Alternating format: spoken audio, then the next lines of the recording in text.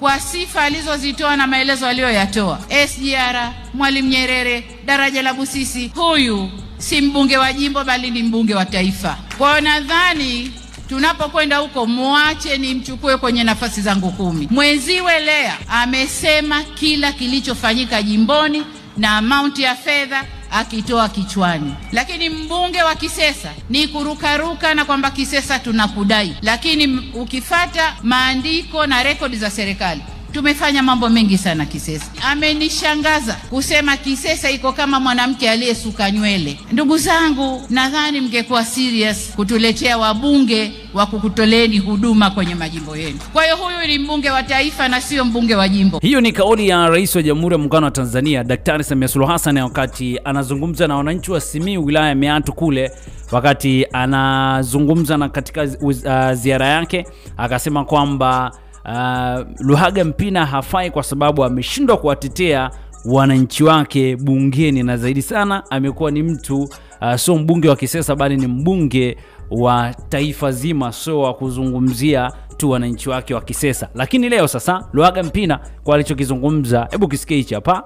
Maana yake Rais wa Jamhuri ya Muungano wa Tanzania kwanza amezunguka nchi nzima, hakuna mahala alipoenda kusema mbunge huyu ni mbunge wa nini?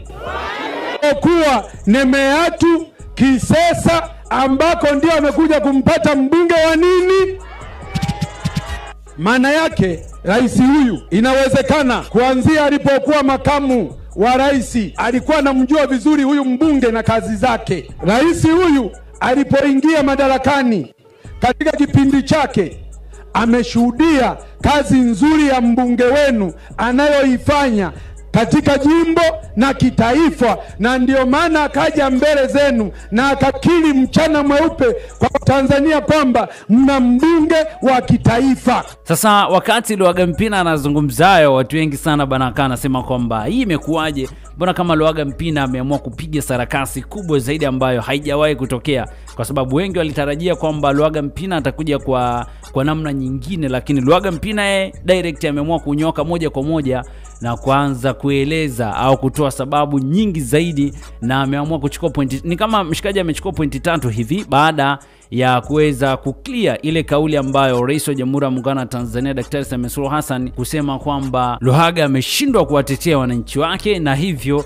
kwa wakati mwingine basi wananchi wa Meatu, wananchi wa Simiyu wasimchague, ili hali sasa waweze kumsubiria mpaka pale ambapo rais atamteua Luhaga Mpina katika nafasi zake nyingine 10 ambazo yeye mwenyewe aliweza kuzisema. Lakini pia wananchi kwa siku hii ya leo kama ulivyosikia hapo wamegoma kabisa kumwachia Luhaga Mpina bana aweze kuendelea na maisha yake, wamemsindikiza mpaka nyumbani, vibe likiwa ni kama la kutosha. Wananchi wengi zaidi wameamua kuandamana na Luhaga Mpina. Hivyo inaonyesha kwa jinsi gani Luhaga bado ana kijiji cha watu, Luhaga Mpina bado anakubalika na wananchi. Kwa hiyo wenda kauli ya rais sio na nguvu sana kuhusiana na Luhaga Mpina kushinda ubunge. Pengine akitoka CCM ana uwezo wa kuingia hata chama kingine na akashinda, kwa sababu wananchi wanamkubali na wananchi ndio wanayoweka mtu madarakani. Maoni yako ni yapi juu ya haya, juu ya sarakasi ambazo zinaendelea kupigwa sasa hivi? Niachia hapo chini, lakini kubwa zaidi usisahau na kusubscribe channel yetu ya PM Basha TV. Big up sana kwa wale ambao wamesubscribe channel yetu ya PM Basha TV. Na leo